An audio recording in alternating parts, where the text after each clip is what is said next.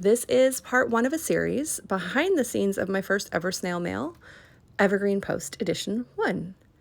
I just thought it would be great to see how the whole thing comes about from inception all the way to production. Now, I have been an Apple user for over 20 years, so I decided to use Freeform. This is not an ad, but I used Freeform, the tool that's included with my Mac, so that I could mood board out what I wanted to do within my post that month. I was able to pull in my own photos that I might be using for my art print that month, quotes, different references for my recommendations, and make it all aligned so that I could figure out which sort of color spectrums I was going with, what my fonts were looking like, and sort of the general theme of the month, how it was going to lay out together. And then once I had most of that done, I flipped over into my photos.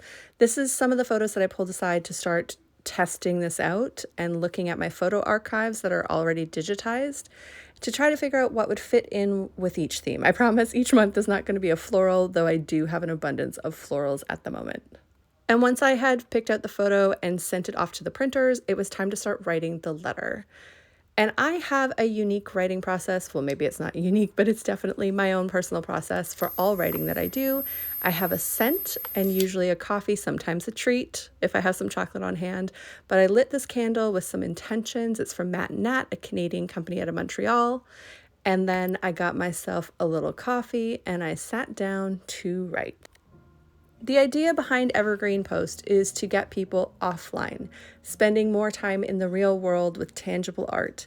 And the letter itself is supposed to be something that ties together the theme of everything else in the package, but is also an inspiration.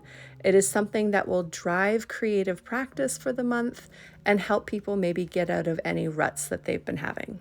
But it's also a letter to myself in some ways. It is a reminder and setting intentions for my own personal art practice because I'm doing these things along with you.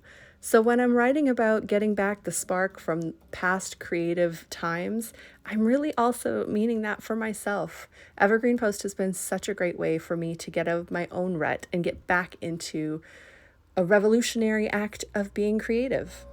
Now stay tuned for part 2 where I will show you how I got from typing into something with really cool prints on it, printed it out myself. If you are interested in the Evergreen Post 2nd edition, the cutoff for that is January 20th. You can visit catternet.com for all the information.